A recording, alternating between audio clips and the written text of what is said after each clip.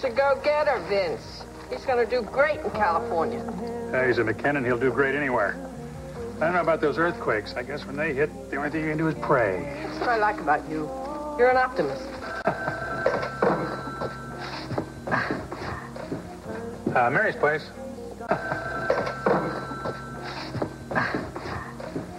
Mary's place. Who? Sure, he's here. See you, Wally. Thanks. Hello. Hey, would you guys back away? Right Huh? here. All right. What's going on here? Wait a minute. Just let the guy have a private conversation. No problem, Vince. Okay. Hey, we thought maybe it's his bookie. We got to bet on it. What do you mean, bookie? You're a cop. You can't deal with bookies. All right. Okay. Gotcha. Well, who won? Huh? The horse race. We lost. Oh. Well.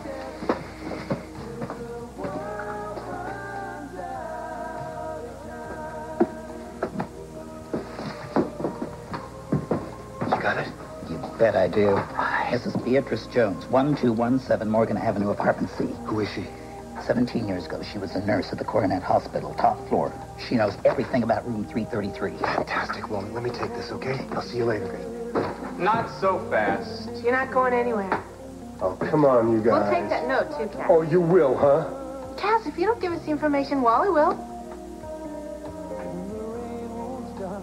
Okay. But guess who's coming with you? Sorry, you're not invited. This is professionals only. I can help. You have helped. You've helped a lot. You and Wallingford have been a big help, but now the cops take over. Now, come on, you guys. All right, but promise me whatever you find, you share with me. No promises. You wouldn't have anything without Wally and me. Look, I want you out of this from here on out, both of you. Come on, MJ. Bye. Goodbye, and thanks a lot, MJ. Rotten luck that they had to be here when the call came in, huh? Well, Cass, we did everything we could. Now let the pros do their job. There's more than one way to get Reginald love. Do you mean it? Absolutely. Oh, darling. Oh. What made you change your mind? I just decided that it was a waste of time. It's absolutely futile. So whenever you want to go. Tonight? I'd love to leave tonight, but I can't. Well, actually, I have a couple of things I'd like to do first. Such as? I want to get Scott settled in town and at school. Yes, of course. And what are you going to do about this? Well, there's nothing I can do. It's been going on for 30 years. I'm a victim of a sensational press. Well, but couldn't you sue? Darling, these muckrakers don't deal in facts of any kind. It's all ugly innuendo, always skirting what might be construed as libelous. It's just utter trash, Marissa. Well, then what about the McKinnon family? Who? The McKinnons. I would like to meet them. Why? Why? Because after all these years, Mr. McKinnon attacked you. Oh, that's best forgotten. Darling, not even worth thinking about. Yes. Well, I have a couple of things that I would like to do. Shopping for Scott? Mm-hmm. Yeah, and a couple of things I want to do for myself. Oh, darling. Once we're on our island, it'll all be nothing but endless, carefree, happy, happy days. Partner, Mrs. Jones. We're with the Bay City Police. We'd like to talk to you. It won't take very long. You better be who you say you are, or I'll set Tigger onto you. Lady cop, huh? You must be tough. We're looking for some information about Reginald Love and the Coronet Hospital. It's about time the police took care of that man. You've come to the right place. I'll tell you everything.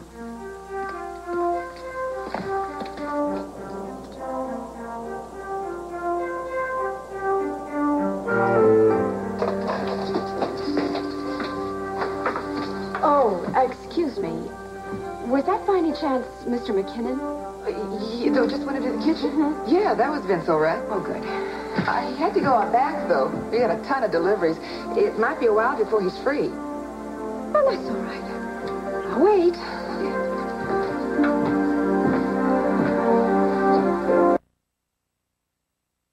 found out that retirement doesn't have to mean the end of the world. Instead of my patients, I have my little loved ones. How many do you have, Mrs. Jones? 6 cats, 4 kittens. Wow, that's a big family to take care of. They take care of me. You must have taken care of a lot of people through the years. Too many to count. At the Coronet Hospital? I kind of prefer the cats, though. Did you ever take care of Reginald Love, Mrs. Jones? No, sir, not him. Never him, thank the Lord. Though I did have to nurse Rudy Valley once. He was on tour and he had bad stomach poisoning. Lovely man, handsome. Gave me an autographed picture. It's in my bedroom. Was that at the Coronet Hospital? Chicago. Did you nurse any other celebrities there at the Coronet? Just Rudy Valley. Reginald Love must have been saving you for his special friend. That man was a no-gooder. Cold. Everybody was afraid of him. Were you? I was then, but not now. It's good to hear. Because the information we have is that you nursed a patient at the Coronet Hospital in room 333.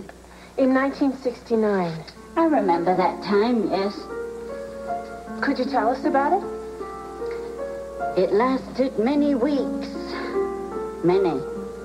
Mrs. Jones, who was the patient in room 333?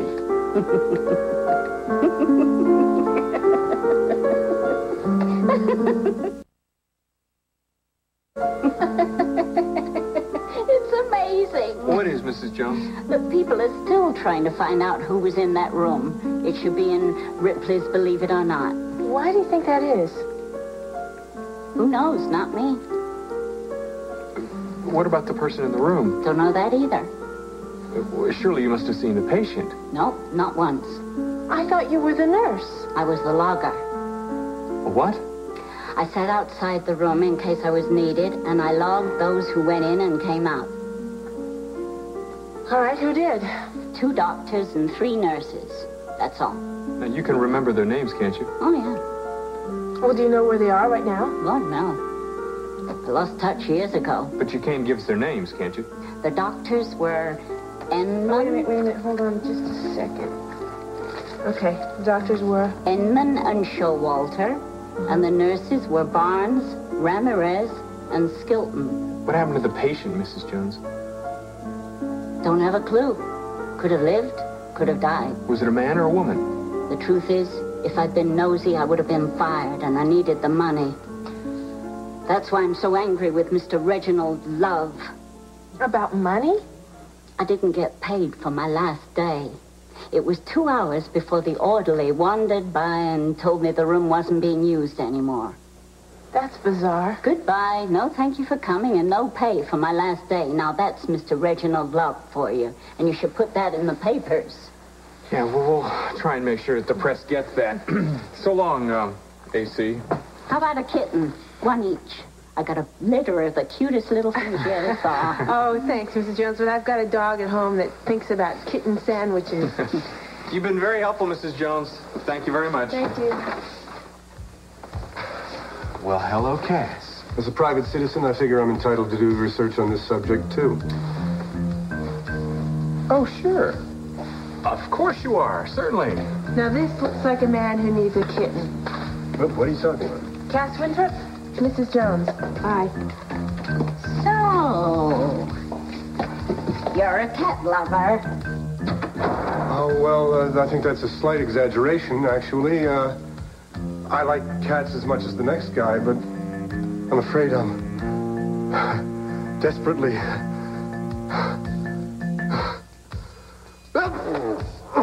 allergic to them.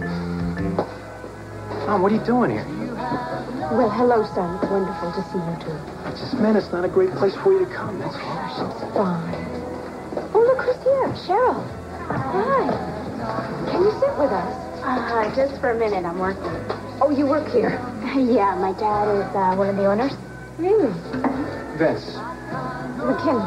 Yeah. You're a McKinnon? Mm-hmm. You didn't tell me that. I didn't think it was important. Of course it is. It's proof. It's proof that the McKinnons and the Loves don't have to be enemies. That's right. They don't.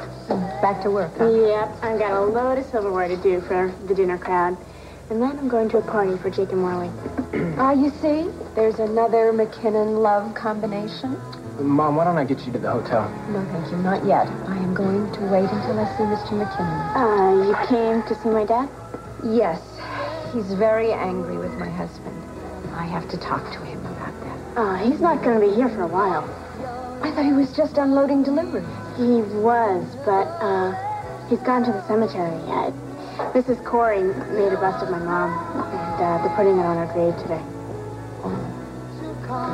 Well, he must have loved her very much. More than life. She must have been a wonderful woman. She was. I don't know how to thank you, Rachel. You don't have to thank me. I love to. It's perfect. It's Mary. She was very beautiful. Oh, she was. I was lucky to have her, even though it was for such a short time.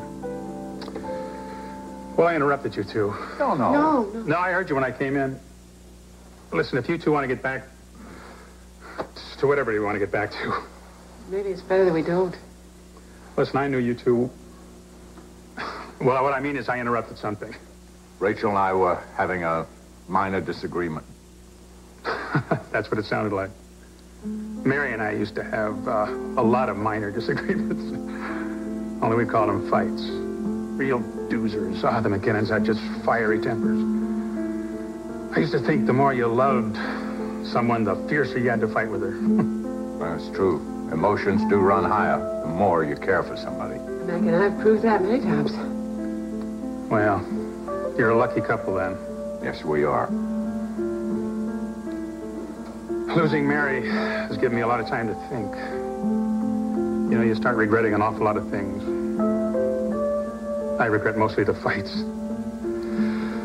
But now that it seems so insignificant now that it's all over with.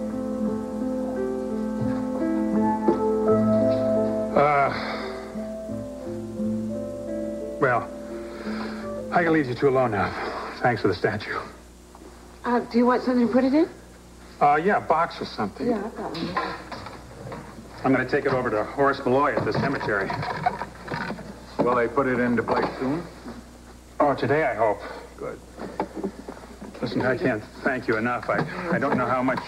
You can't tell you how much this means to me. You take care, okay? Can I help you with it? Yeah, I think I can. The car? I can manage, okay. All right. I'll tell you how it looks. Good, please do.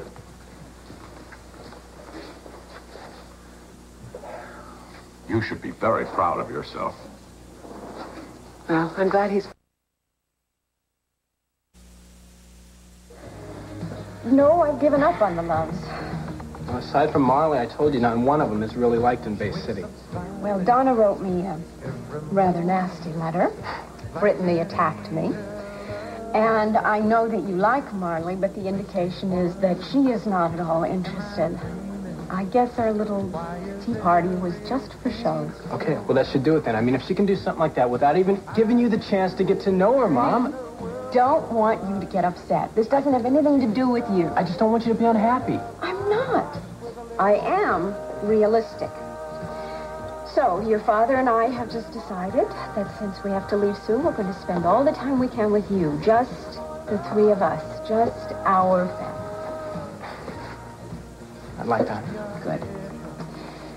Now I guess you could walk me to my car. Okay. Excuse me. Could I have a check? Yeah. Well, I sure don't know what's keeping Vince. Oh, that's all right. Cheryl told us what he's doing. She did? Huh? Well, I wish she'd tell me. Oh, I'll be back. Okay, anytime. Thanks, honey. You ready? Yeah.